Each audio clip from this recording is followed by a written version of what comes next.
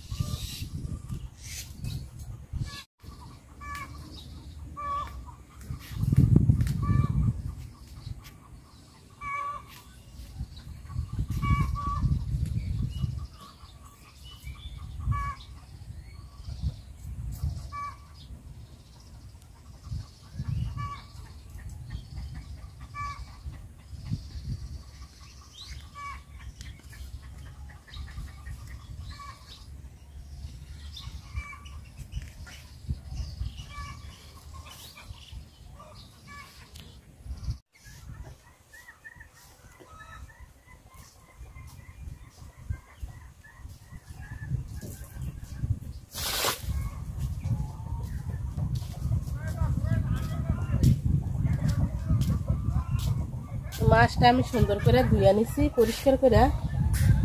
খুব সুন্দর সাদা দেখা যাইতেছে। শাকটি বাচ্চা নিব আমি সুন্দর করে। এই শাকের শুধু পাতা নিব, ডাঁটাটা নিব না। তো এই ডাঁটাটা কিন্তু খুবই নরম, কিন্তু ডাঁটা নিব না আমি, শুধু পাতা নিব। আর আমার বাড়িতে একটা আছে, চলেন দেখায় কি সুন্দর হয়ে আছে, একটা তুলে নিয়ে। তো আমার ডাঁটা ক্ষেত দেখেন, ডাঁটা ক্ষেতের ভিতরে ওই যে একটা শাক গাছ হয়েছে, 89 শাক। তো এটা ধোয়ানা দেখে দেখা যায় এরকম, তুলে দেখায়। দেখেন কত সুন্দর, দেখেন এটা মাটি বেরো রয়েছে, তো এরকম দেখা যায়।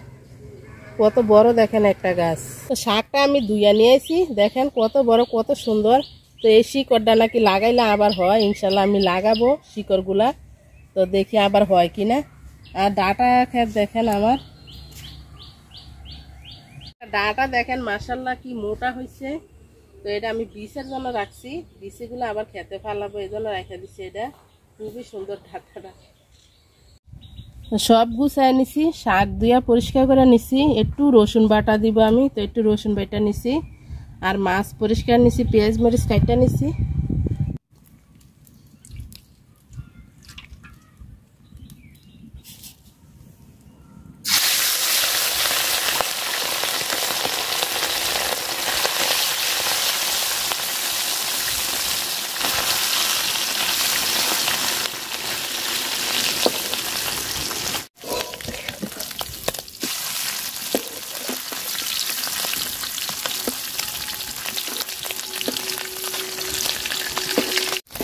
মাছ ভাজা নিছি, কড়া করে তুলে নিলাম।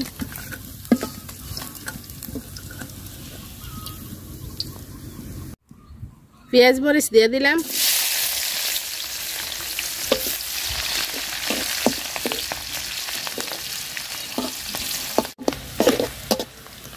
পেঁয়াজটা লাল লাল করে ভাজা নিছি, তো রসুন বাটা দিয়ে দিলাম।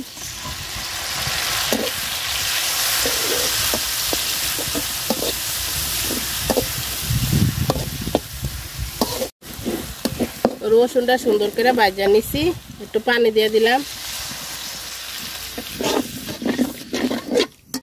লবণ, হলুদ গুঁড়া,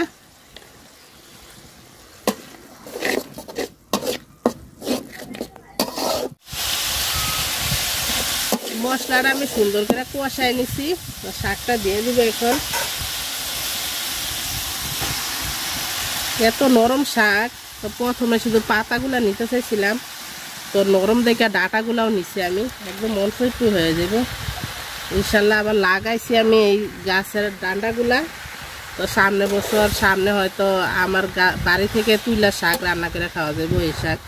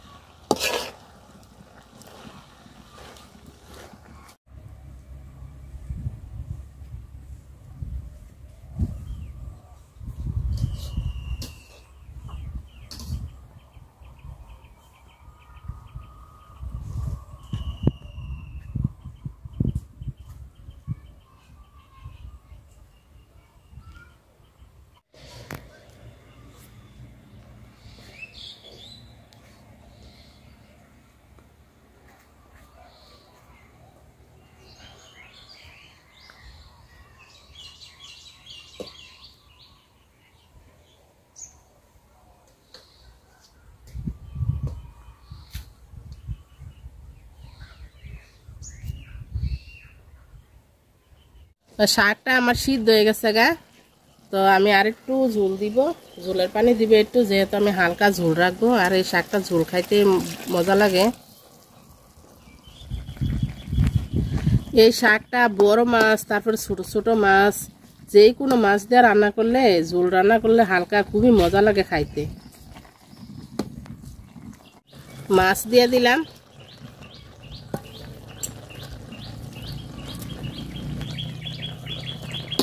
মাছটা আমি কড়া করে ভাজা দিচ্ছি, যেহেতু এই মাছ কাটা কাটা লাগে এই জন্য। আর এই মাছ কিন্তু কাটা লাগলেও মজা আছে এই মাছটা।